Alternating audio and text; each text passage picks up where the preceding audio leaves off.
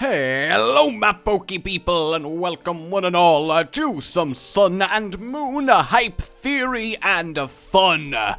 There is so much cool stuff to discuss based on the new information we have received. For example, burst evolution confirmed, and of course the Rotomdex. But what I want to do today is have a little analysis of this beautiful artist rendition of Alola. And I do mean beautiful, because this region is promising to be the most interesting, diverse, and dynamic one to date, and I think it's going to be an absolute pleasure to explore. The way they have seemingly utilized each island for maximum interest to space ratio is really quite impressive from what we can see on this map. So, without further ado, let's begin. There are 14 Pokemon Centers, which is around average. It's more than 3 of the games and less than the other 3. So, that's kind of interesting. And then if we want to go really mental, on the big map itself, you can actually see some clouds that look like Ho-Oh at the top left, and then you see some clouds that look like Lugia at the bottom left. So that is, well, is that, am I being crazy there, or do we think there's something going on there? Because I always said, as did a lot of people, that with X and Y being the soft rebooty red and blue of the 3D generation, that Sun and Moon are likely to be analogous with the Gold and Silver, so maybe Ho-Ho Lugia in the post-game. They do have Sun and Moon connotations, so perhaps this is a hint to it, or I'm just looking too much into clouds. Who knows? So in terms of scale then, I think this is about 20% smaller than it will actually be, because if we have a look at this Rotomdex map, we can see that compared to the artist's drawing, it's a little bit bigger, only a little bit. So yeah, I think the drawing is a little bit smaller than it will actually be in real life. Also, round Pokemon Centers, I think that's awesome. I'm going to be excited to see what they look like on the inside. I know it might take a while for some people to come around to them. I know. But I think they're good. So the last quick point to make before we go into an island by island breakdown is that this is the actual layout of them. It's not as curved, it's more of a line and like the actual Hawaii Islands layout. Indeed, we have the 4 biggest Hawaii Islands represented as the 4 Alola Islands. So keep that in mind as we discuss this. So we know which is the beginning island, the one with the crater that represents Diamond Head, and we start in the little village which we move to at the beginning of the game. We get our starter from the sort of stage area in the back where the professor apparently lives, and now we kind of have 2 options. Do we go up towards this forest, or do we go down towards the beach? I believe we probably go down towards the beach for one main reason. We have the trainer school there, and you always visit the trainer school very close to the start of the game. There's also scenes of you meeting with the professor's assistant on the beach, so maybe that's your first task to go do that. You also get your first experience of a Pokemon Center pretty quickly, so it all kind of lines up. Quick note though, the trainer school there is massive, by far and away the largest one, so maybe you actually have more to do with it. Hell, maybe you even have some sort of, you play as a student for a little bit before your Pokemon journey begins, maybe some more actual day-to-day life, because what I do think with Sun and Moon is it's really not going to be as linear as other Pokemon games. I don't think it's just going to be the simple A to B, you're the Pokemon champion. I think there's going to be some options where you explore and a little bit more in-depth story than we're used to. I mean, this is supported by having quest markers in the Rotomdex, so maybe there is some more RPG-like, air quotes, side quests for you to do. That would be very interesting, and I hope it's something that we see. So we go down the road and enter the big-ass city, where we immediately find a second Pokemon Center along the same road. Now, normally this would be a bit iffy, but I imagine there's lots of trainers in the school, and it would be annoying to have to run all the way down to keep healing, so that Pokemon Center there is probably just out of usefulness. The first gym will obviously be in this big town. I mean, my money is on the green building because it looks the most unique and impressive, but really it could kind of be any of them. And what we'll notice as we go through all of this is there's loads of random, unexplainable buildings that just seem interesting, but with no obvious function.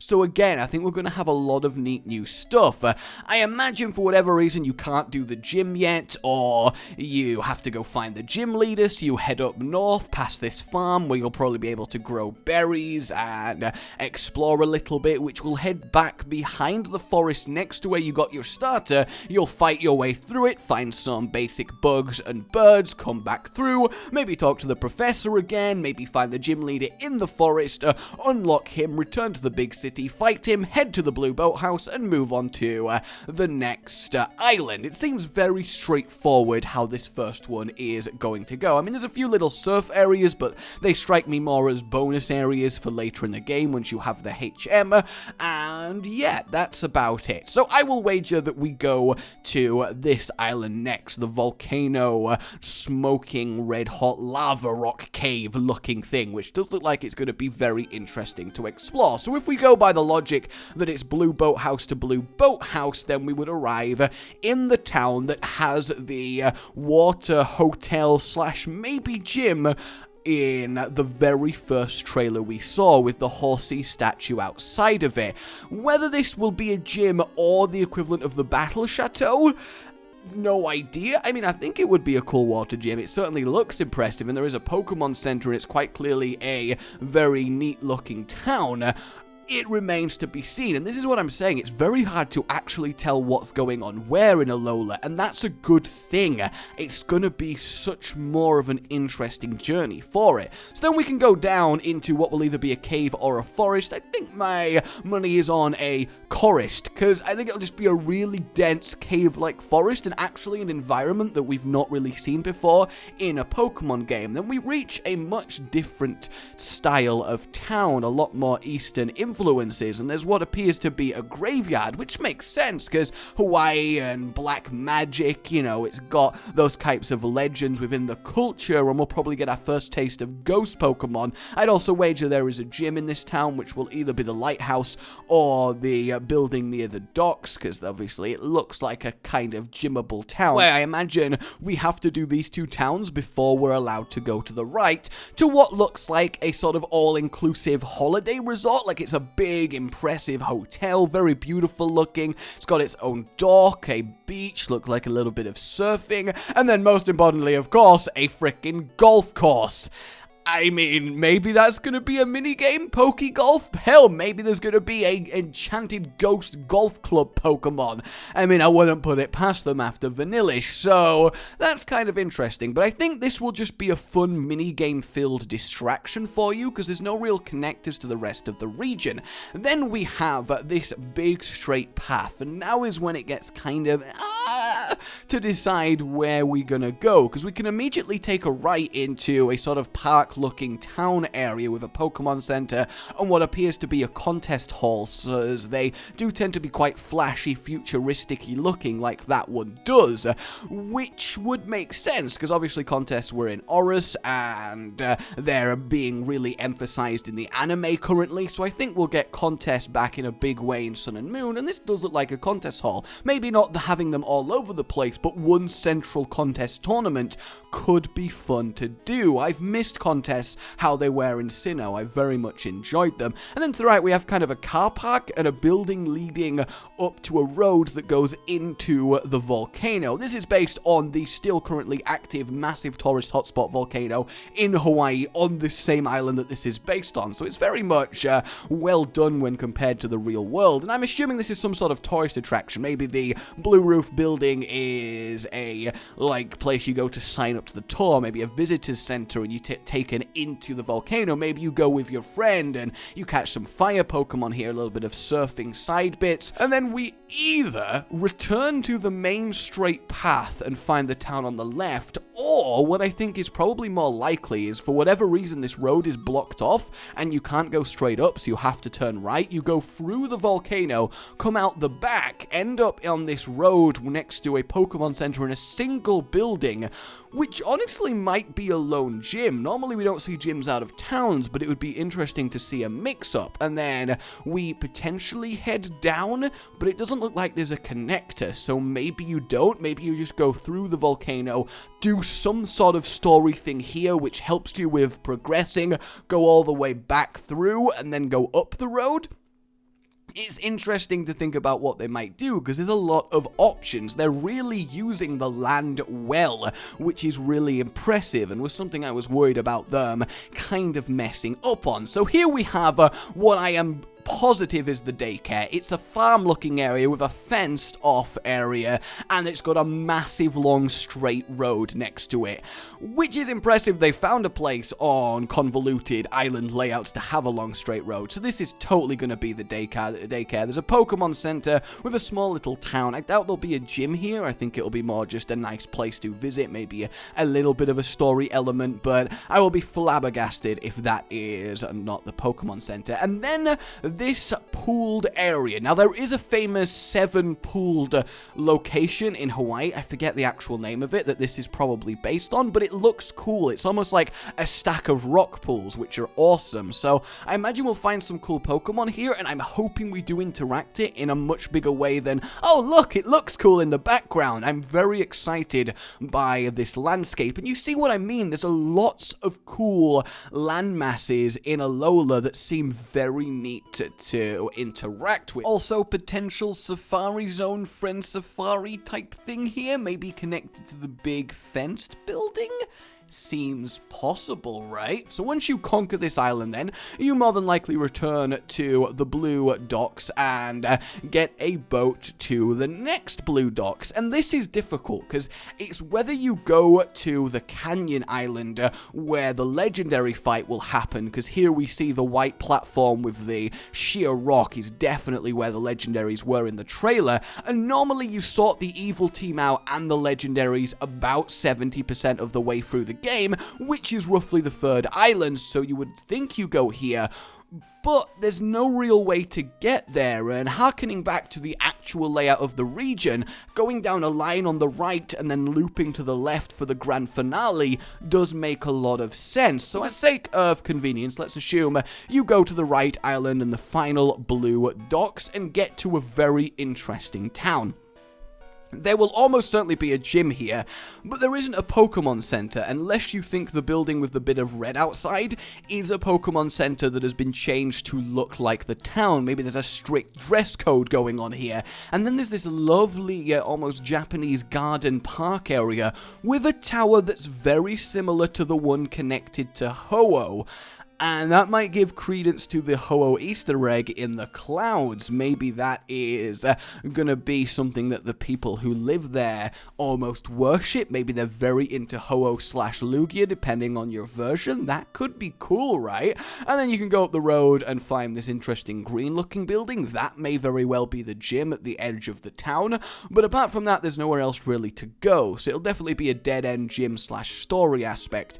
And then you can kind of forge your way through a deserty area where you get your ground Pokemon. Always tends to happen. A desert area with a power plant in seems to be a common theme, and here we do have one. Hell, there's loads of dead trees and yellow grass and rocky cliffs to the right. This area is probably going to be very annoying to traverse, and maybe the evil team will get involved with it, and eventually you break through the desert and get to a slacking motel area with some trailers and an oasis. So what do we think's going on here? I'm not entirely sure. I mean, I imagine the fossil Pokemon have something to do with the kind of desert rock area, because that makes sense, but what's going to be living in the trailers? I doubt it's permanent residence, so maybe it's an expedition group into the desert that you join and find fossils?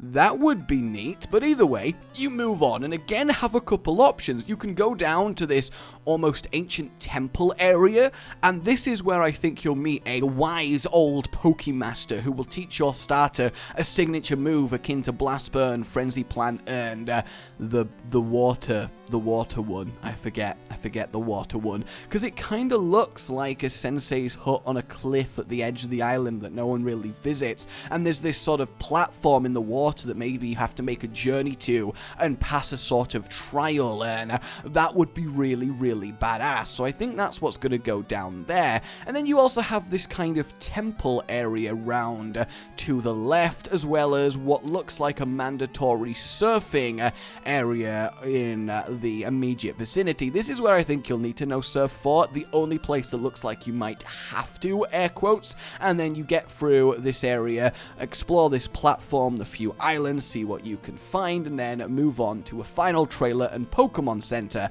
and then you have yourselves a big-ass swamp, which looks like it's going to be really cool, the fog rising off it, maybe some poison Pokemon, hopefully some lizard or reptile-based ones. Yes, I know a lizard is a reptile, you know what I'm saying.